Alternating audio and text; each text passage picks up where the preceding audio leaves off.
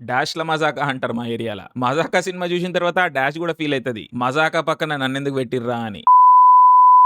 అంటే నాకు అర్థమైతలేదు. 2025లో 'మజాకా' లాంటి సినిమాలు ఎందుకొస్తున్నాయి అని. ఈ మూవీకి ఆడియన్స్ నువ్వు గాదని కొంతమందొచ్చనొచ్చు. బట్ మరి ఎవరు ఈ మూవీ ఆడియన్స్? అసలు టార్గెట్ ఆడియన్స్ ఎవరు ఈ సినిమాలకి? ఎవరో ఒకరు జూడాలి గదా! ఎంతో కొంత ఆడాలి గదా! ఎవ్వరూ జూడనప్పుడు మరి ఎందుకు తీస్తున్నట్టు? డైరెక్టర్ పర్వర్షన్స్ అన్ని డాక్యుమెంట్ జేయనీకా? లేదా తెలుగు సినిమాని ఇంకెంత కిందకి దించొచ్చు అని లిమిట్ స్టేజ్ జేయనీకా? నాకు తెలవదిగ. ఇంకా 'బాస్' కోసం రాసిరంట ఈ కథని. అమ్మ బాబోయ్! 'బోలా శంకర్‌ని' మించిన సినిమా అయ్యేది. 'మజాకా' అనే మూవీ కథ మోస్ట్ రిగ్రెసివ్. పురాతన శాఖ తవ్వకాల్లో దొరికే కథ. ఈ సినిమా అసలు ఎట్లా ఓకే అయింది? ఎవరికీ తెలవదు. తండ్రి కొడుకులు ఇద్దరు ఒకే టైంలో ఇద్దరు వేరు వేరు అమ్మాయిల్ని ప్రేమిస్తారు. అండ్ లాస్ట్‌కొచ్చి ఒక ఫ్యామిలీ ఎట్లయ్యిర్రు. ఇది కథన్నట్టు. మళ్ళా ఇదొక కామెడీ. ఫస్ట్ హాఫ్‌లో ఆడియన్స్ అట్‌లీస్ట్ ఆడాడనన్నా ఎంతో కొంత నవ్విర్రు. సెకండ్ హాఫ్ మాత్రం డెడ్ సైలెన్స్. ఇంకా ట్విస్ట్‌ల పేరు మీద మన పేషెన్స్‌ని, ఇంటెలిజెన్స్‌ని టెస్ట్ చేస్తా ఉంటారు. Acting, production values, direction, music అన్నీ అంటే అన్ని రొట్ట మ్యాక్సే. ఏం చేయలేమిగ. అసలు బేర్ మినిమమ్ లిప్ సింక్ కూడా చెప్పలేని యాక్టర్లను పెట్టుకొని ఏం సాధిద్దామని?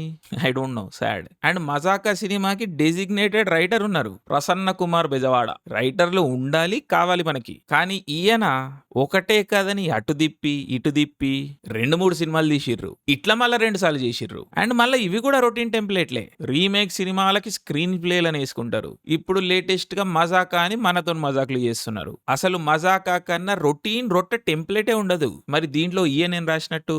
స్టోరీ, స్క్రీన్ ప్లే, డైలాగ్ ఒక్కటంటే ఒక్కటి కూడా గుర్తుపెట్టుకునే డైలాగ్ ఉండదు. ఇక జోక్ల పేరు మీద అసాల్ట్ ఎక్స్ట్రా. సో మన ఇండస్ట్రీలో కొద్దో గొప్ప పేరున్న రైటర్లో ఈయనొకరు. సో ఇలాంటి రైటింగ్ స్టాండర్డ్స్ ఉన్నాయి మన ఇండస్ట్రీలో అంటే భయమేస్తుంది నాకే. నెక్స్ట్ మన లెజెండ్ స్టేజ్ ఎక్కి ఏది పడుతుంది మాట్లాడి, సినిమా పేరు మీద 1946 ఇమోషన్స్ పండించి అవే కాలం నాటి ఐడియాస్ అండ్ వాల్యూస్ ని వ్యక్తపరిచి సెలబ్రేట్ చేసే మన డైరెక్టర్ శ్రీనాథరావు నక్కిన గారు. ఐ అండర్స్టాండ్ ఈయనవి కొన్ని సినిమాల్ని టైం పాస్ మూవీస్ అని అంటారు కొంతమంది. బట్ స్టిల్ ఈ రోజులో వర్తిస్తుంది అది. 'మజాకా' లాంటి సినిమాల తర్వాత కూడా కష్టం. I mean తెలియదిగా.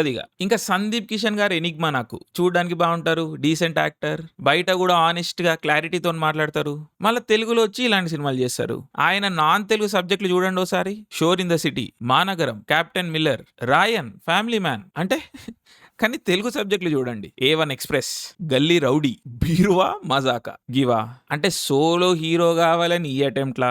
లేక తెలుగులో మంచి కథలు తీయలేమా? నాకు అర్థం కాదు. బట్ సిచ్యువేషన్ ఏందంటే ఇట్స్ సాడ్ అంతే. ఎక్స్‌ట్రీమ్‌లీ డిసప్పాయింటెడ్ సందీప్ గారు. I'm sorry. But this is what it is. ఇంకా రితు వర్మ గారు. ఇప్పుడు ఇండస్ట్రీలో ఒక సెక్షన్ ఆఫ్ హీరోయిన్స్ ఉంటారు, ఒక బ్యాచ్. లైక్ రితు వర్మ, శ్రద్ధ శ్రీనాథ్. వీళ్ళు మేము ఓన్లీ క్యారెక్టర్ ఓరియంటెడ్ రోల్స్ చేస్తామని అంటా ఉంటారు. కానీ కట్ చేస్తే ఇలాంటి సినిమాల్లో కనిపిస్తూ ఉంటారు. అంటే మంచి సినిమాలే తీయమా మనము? లేదా మంచి రోల్స్ లో వీళ్ళ యాక్టింగ్ సరిపోదు అని వీళ్ళని తీసుకోరా?